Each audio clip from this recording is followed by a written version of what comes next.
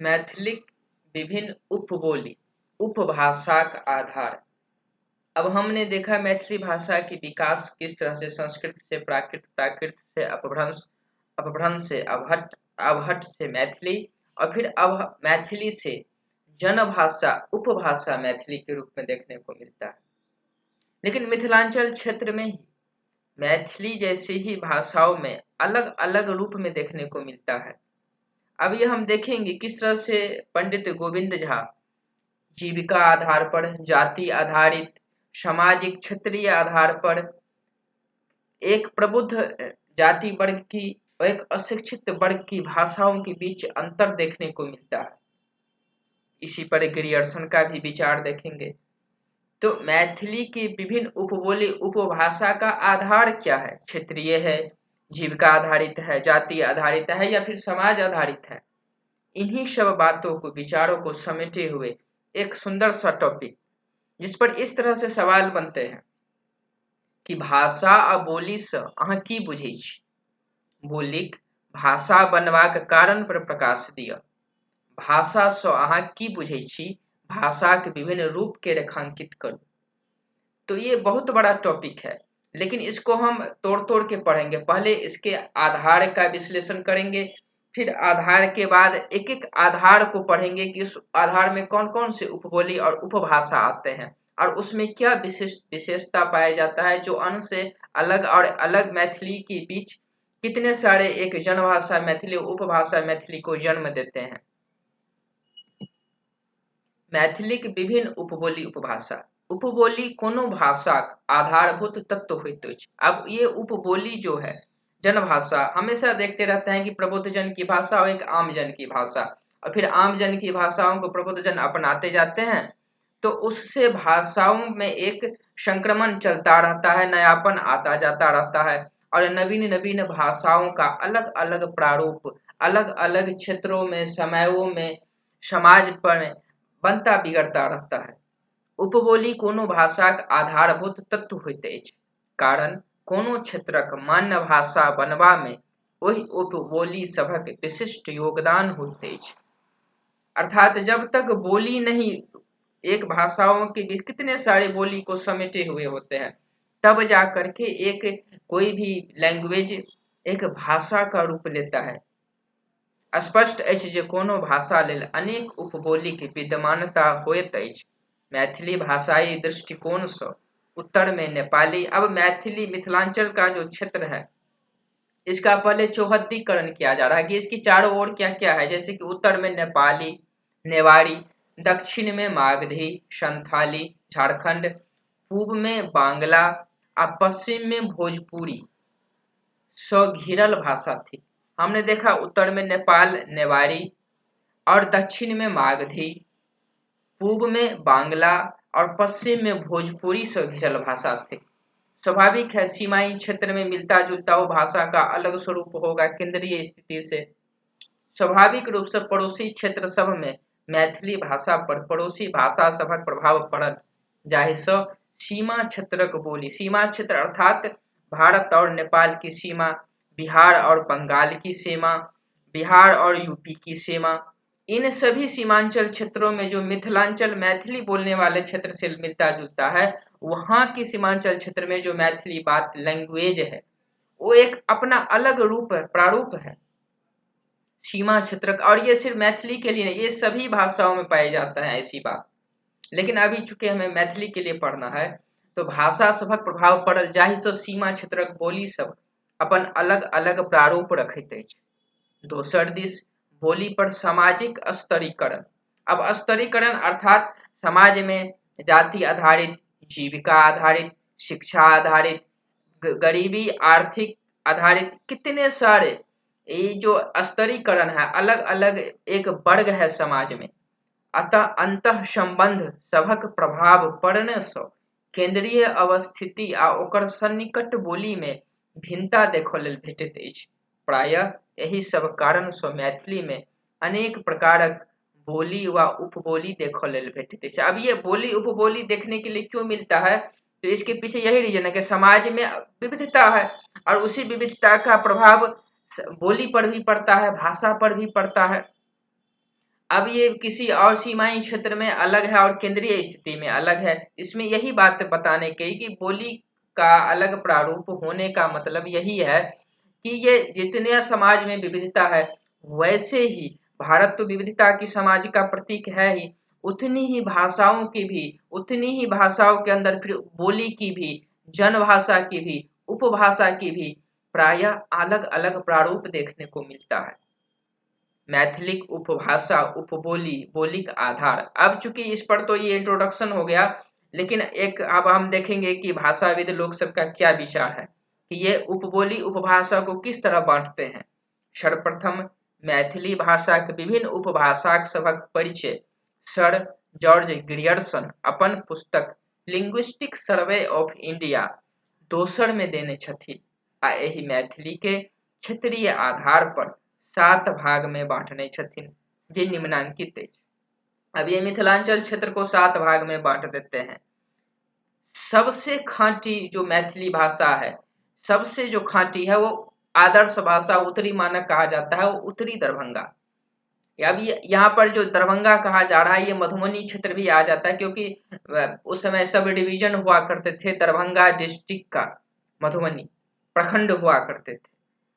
दक्षिणी उपभाषा, दक्षिणी मानक, दक्षिणी दरभंगा, पूर्वी मुजफ्फरपुर, उत्तरी भागलपुर, उत्तरी मुंगेर और पश्चिमी पूर्णिया, ये सब दक्षिणी उपभाषा और दक्षिणी मानक में आते हैं। पूर्वी उपभाषा में पूर्वी पूर्णिया, अब ये पूर्णिया और बंगाल के मिलता हुआ सीमाई क्षेत्र है। अब बंगालक मालदह तथा दिनाजपुर जिला, जो कि मिथिलांचल क्षेत्र से सटा हुआ जिला है, मालदह और दिनाजपुर, इसे पूर्वी उपभाषा, मैथिली के पूर्वी उपभाषा में रखा जाता है। छिका छिकी उपबोली, ये फिर नीचे की दक्षिण भागलपुर, उत्तरी संथाल, दक्षिणी मुंगेर।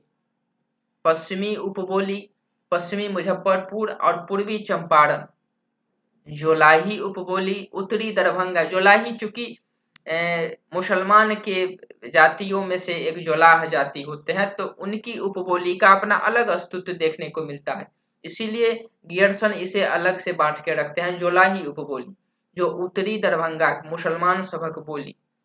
केंद्रीय जनसाधारण मैथिली, अब केंद्रीय क्षेत्र पूरे मिथिलांचल क्षेत्र का केंद्रीय क्षेत्र एक मिक्सअप दरभंगा, भागलपुर, पूर्णिया। पूर्वी स्वैत पुराक बोली, इसमें पूर्वी स्वैत पुराक बोली। अब स्वैत जैसे जाति आधारित है, तो उसी में ब्राह्मण है, ब्राह्मण में भी कई सारे जाति मिलते हैं, कायस्थ, भूमिहार, तो वैसे ही उसमें स्वैत जो है सो ये ब्राह्मण में सबसे उच्च कोटि के ब्राह्मण होते हैं, इसीलिए वो श्वेत पुराक बोली। मधुबनी सब डिवीजनक में, उसमें बताया ना कि मधुबनी सब डिवीजन दरभंगा का हुआ करता था, तो उस समय की और मधुबनी सब डिवीजन की जो निम्न जाति की बोली है, उसका भी अलग प्रारूप देखने को मिलता है। तो ये 8 भाग में ग्रेसन बांटते हैं।